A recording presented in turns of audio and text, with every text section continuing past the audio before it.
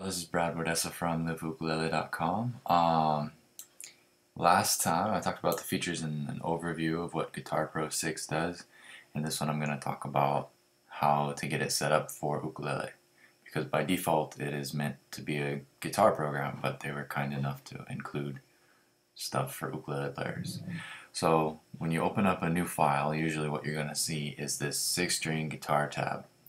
Well, that's not too useful for us, so what you do to get rid of that is you go down into the tracks window down at the very bottom and you click on the little X and it'll let you delete the track. And as long as you don't have anything on the track, you can delete it without losing anything. And then you press the little plus sign and it'll bring down the option to add a new instrument. And if you want to add an ukulele, you can add any of these and create more tracks than you probably will ever need.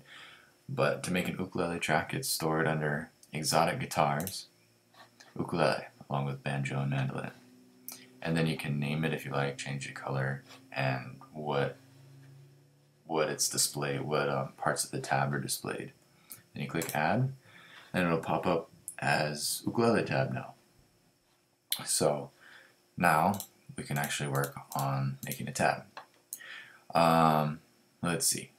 From there, what you can do is you can go over to the left-hand column sidebar where you choose your different windows.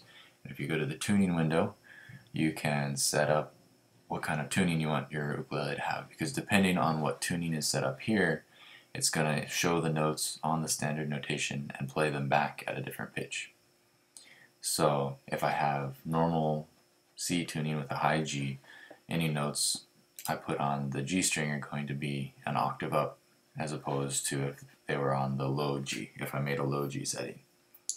So you can change the tuning to whatever you want just by clicking on these little arrows next to each tuning peg. It is a bass headstock for some reason, not ukulele. I don't know why they couldn't make a picture of an ukulele, but oh well, take what you can get. And you can change all these.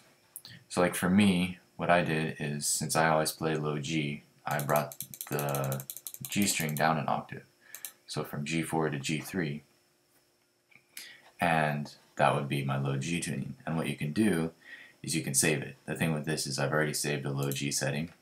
It's already in my little menu of tuning options.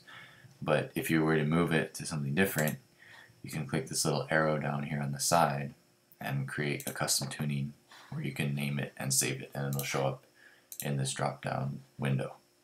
And once you make a change to the tuning, you hit the little check mark and it'll apply it to the tab and switch any notes that are already there to the proper octaves, or change their pitch depending on what your strings are set at.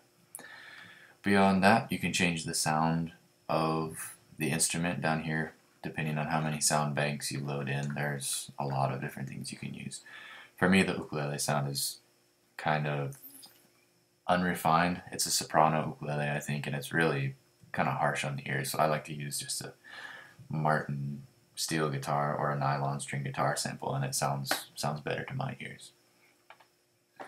The last thing you can do to kind of get your tab primed and ready to go for actually inputting notes and putting the music in the tab is you can go into information and you can add titles and artists and all the information about the song you could ever possibly want to need. So if I put in some different text here, I can put these things in and it's going to show up right at the top of the tab, and it can be really cool for displaying important information. Oh, close enough. And so this stuff shows up and you can put the title and the artist and all this, and it's going to show up at the very top of the tab. Beyond that, what you can do is you can go into the style sheet, and I'm not going to go into detail here because there's a ton of things you can change. But what the style sheet does is it basically gives you all the options for changing the look of your tab, and you can do stuff like you can show the tuning. If you have a custom tuning or a unique tuning, you can make it appear at the beginning of the tab. So I'll turn that on just so you can see. You can put chord diagrams inside the score. But what I was going to jump right to is you can change the header and the footer texts over here, and you can, with some short codes, you can change what kind of things show up.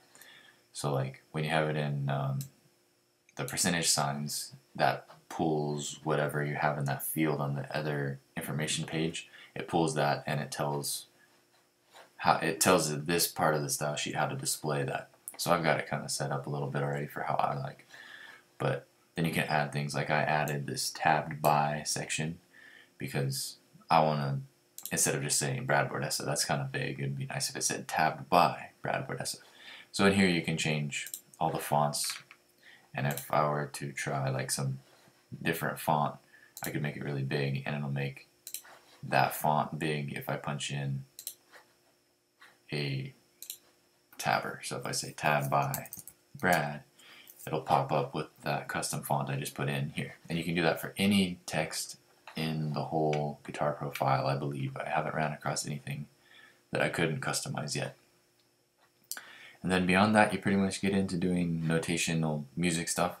But the last thing you might be able to set up is the tempo, if you're interested in setting the correct tempo, which helps if you're playing the MIDI back and trying to assess how accurate your note durations and stuff are.